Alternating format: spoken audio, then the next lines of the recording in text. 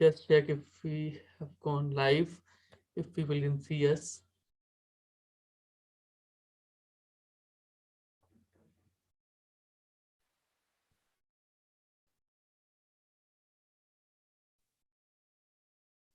Hello, everyone. Welcome to Karwaan. This is Ishan Sharma, and welcome to this late night stream on Karwaan, which is the Karwaan Book Club meeting. So, the book for January 2021 was um, the most amazing book by Yashaswini Chandra called The Tale of the Horse, A History of India on Horseback, which really, what it does is it points down the role of horses, or documents the horses in Indian history and mythology, and not more on mythology but on medieval history. And Wendy Doniger does similar work for mythology. Her book also came out last year. So um, the horse is very much attached to the Indian landscape, and to view the history of the subcontinents, the history of Indian subcontinent through the prism of the horse is to be swept up in its power and grace in some senses. And in this book, she takes us on this journey uh, with the horse into and within the Indian subcontinent. And what we see is what we find while reading this book is a surprising and exhilarating journey, and that time traveling that is happening, covering caravan trade routes and which were originating in the Central Asia and in Tibet, sea routes from the Middle East, and the dominions of different sultans and Mughal emperors in the South Indian kingdoms, as well as the Rajput warrior states. So I have Chandni with me, who is the book reviewer at Karwan. So Chandni, आप बताएं आपको कैसी लगी book? How did you like the book? How did you find the book? Thank you, Ishan, and greetings everyone who's listening to us right now. A Happy New Year, first of all. And yes, the book that we chose at Karma Book Club is this book. It's called The Tale of the Horse. Uh, like Ishan said, this book is pretty unique for you view everything. The horse is not the motive, actually. The horse is the hero in this entire book. And what I found most interesting was that you think that you would not find enough material in it, but actually I ended up thinking that there should have been two books because there's so much that Professor Chandra has to offer through this book. And considering that this is a debut book, I think I'm looking forward to reading all that Professor Chandra would be writing for us. So thank you, Professor Chandra, for this book. What I liked the most about this book was the story of Heer Ranja. So all of us have heard of this, of the star-crossed lovers of Punjab, but to view that story from the mount that they used was very unique. So that is point number one. So all the stories that you have Maharana Pratap here, you have your Jahangir, your Shah Jahan, everybody here, but they are not the heroes here. It's the horse. And like I said, that it might sound a little peculiar to think that the mount is the hero here, but Professor Chandra, with the prolific kind of research that she's done for this book, she proves her point that yes, the horse was important. One of the points that she puts across is that the Arabian and the Persian horses were most sought after. So that is one point that you cover. And as students of history, you actually understand economic history from the perspective of the horse and why did it happen in the medieval period. And for all the people who enjoy art history, this book is an aesthetic delight. So please go for this. This released last year in January, so it's its first anniversary, and I think we couldn't find a better occasion to celebrate this book. So please go buy this book. It's an excellent book and very well written, excellent English as always, and it is a scholarship, but it reads really easy. So please go for this book. It's a delight for both history lovers and equestrians. So please go out there. Thank you, Ishan. Definitely. Thank you so much, Chandni, for that. For that introduction to the book, because she starts in the book. She starts talking about the mythology, and she locates the horse in the Sanskrit lore. Then she moves toward the more historical space, and as long as the British Raj. And in the process, she also tries to cover or you know unravel a very large canvas into a very geographically and physically limited kind of um, territory. And she talks majorly about Rajasthan in this book. And I agree here because Ishan, when we talk about paintings, even as history student ourselves, we think of the Mughal paintings. Those are the paintings that we have in mind. But Professor Chandra has taken Pahadi paintings here. You have the Mewadi paintings here. You have the paintings from the south here. So she's actually covered not just the entire present day India, but the Indian subcontinent, so to speak. And I think that is one of the best parts. It's what 400 pages, under 400 pages, but we get to see the entire country, entire subcontinent through the lens of the horse. So I agree that that's fantastic. I'm actually looking forward to a part two if we could have one. Really, really looking forward to it. From the British Raj, maybe. that would be interesting how horses are perceived in the present times and how the politics shapes. Um, and also, she uses a kind of she uses a lot of humor in the book. In the sense when she mentions that the horses are 250 times more mentioned than the cows in the Rigveda. That itself is a great piece of humor that she employs in her writing. And it's not the only humor that she uses. There are more incidents in the book that makes the narrative more interesting in some senses. We were reading the first meet that we had when we read the prologue of the book in the Karwaan book club. The kind of, even the prologue says a lot about the book, which I found very interesting. And the whole book then filled with illustrations, as you mentioned, made it much more richly illustrated and much more richly developed or researched. Or there's this very popular imagery of Rana Pratap's blue horse Chetak, which became a legend. And there was a brand fronting a range of product and services, in modern India, including a BD brand, Chetak BD. So, how horses became legends in modern India also kind of fascinated me towards this book.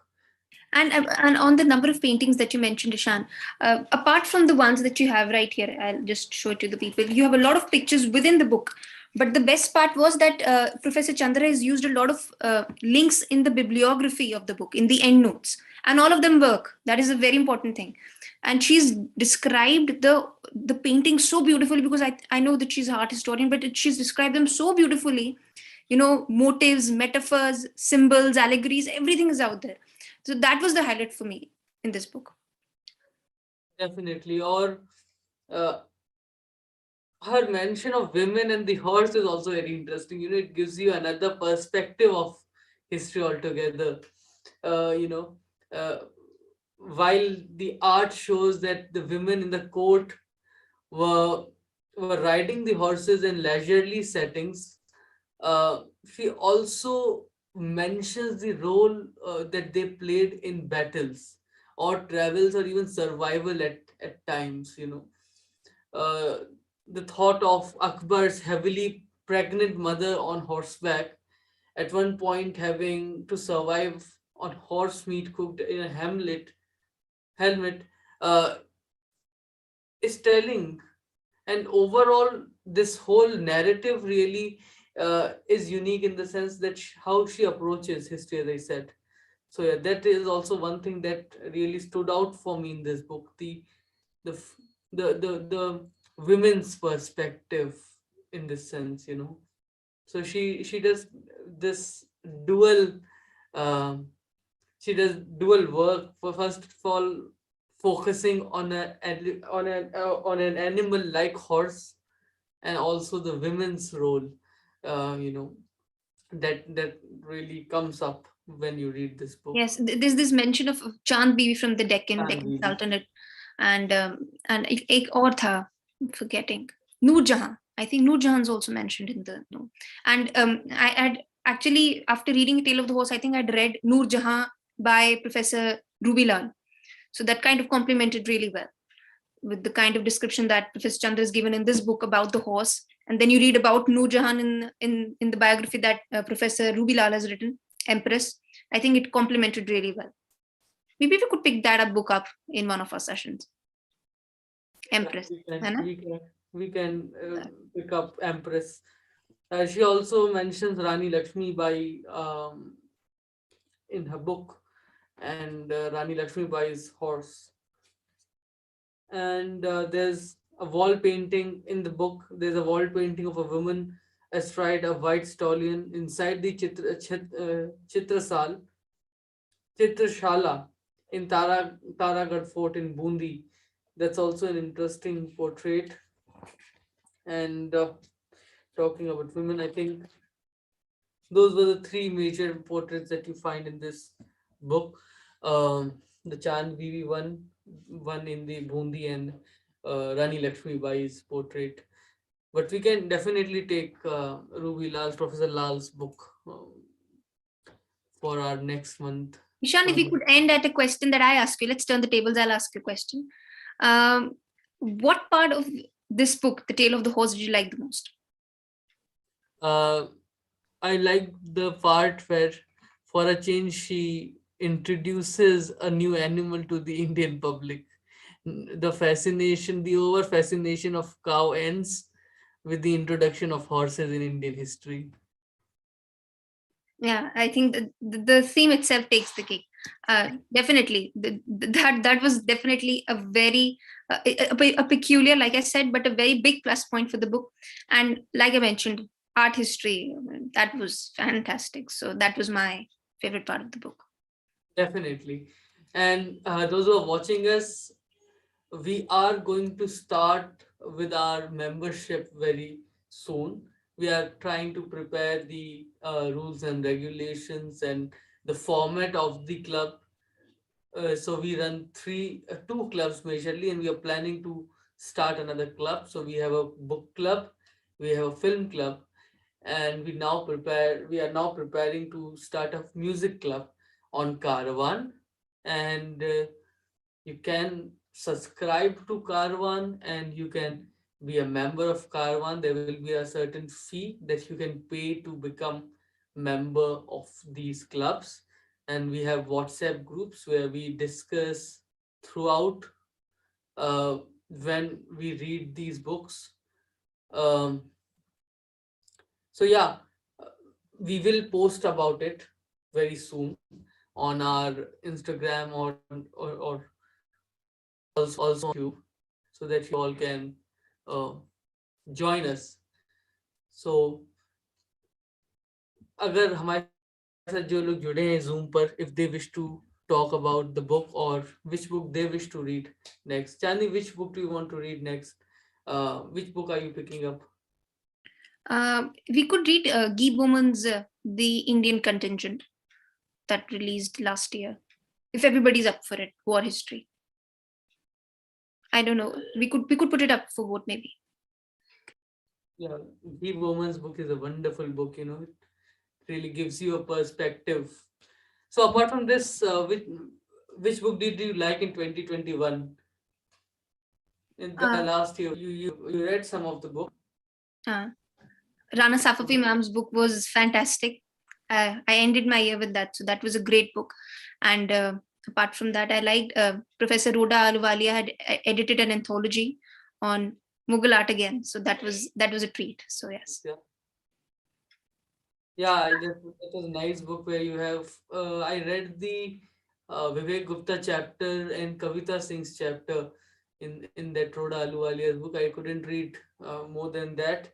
I'll definitely pick that book again, and I'll probably read it again. And another book that I found really interesting, and we might discuss it later. I just got it 2 days back. I got a book called. I'm really sorry. There are a lot of books. So I got and this was a suggestion, by the way, of one of our book club member called Whose Samosa Is It Anyway? The Story of Where Indian Food Really Came From by Sonal Vaidya. So this is a book, if you can see it on the screen.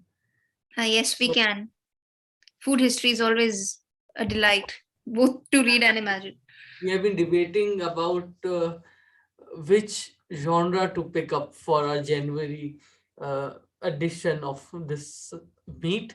So maybe we can take some culinary history titles and we can talk about culinary history. This book is quite fascinating because she starts with the introduction, in the sense that how school tiffin, uh, really play a big role in introducing a child to the whole range of Indian cuisines, and how, you know, other kind of food gets involved in what we know as the Indian food. And she also makes the case for samosa and other. So I started reading the introduction. I'm halfway through the introduction. Hopefully, I'll complete it. And she starts with the Indus Valley civilization. The first chapter itself is the food in the Indus Valley civilization, which I think is interesting. And then she goes on to talk about the impact of religion, the food of the Indian royalty, um, and the traders and conquerors, how they contributed to the food in India. So those are some of the themes that she tackles, she unravels, she unpacks in this book.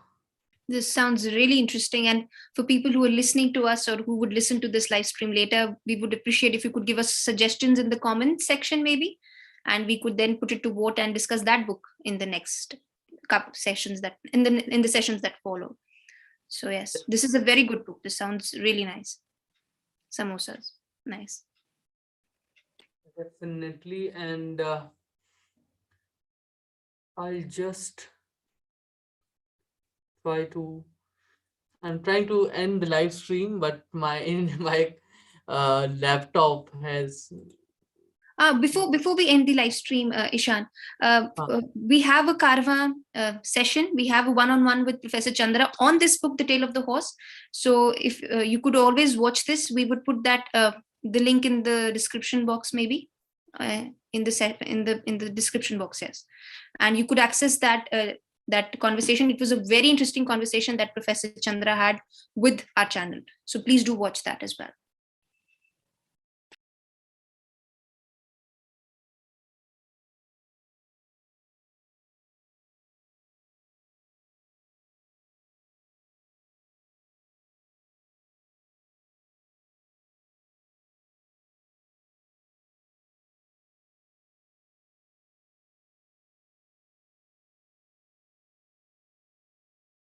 I think my internet is not working, so I've just joined in from my phone.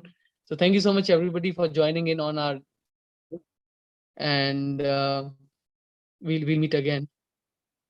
Thank you, everyone, for joining us. Bye bye. Good night.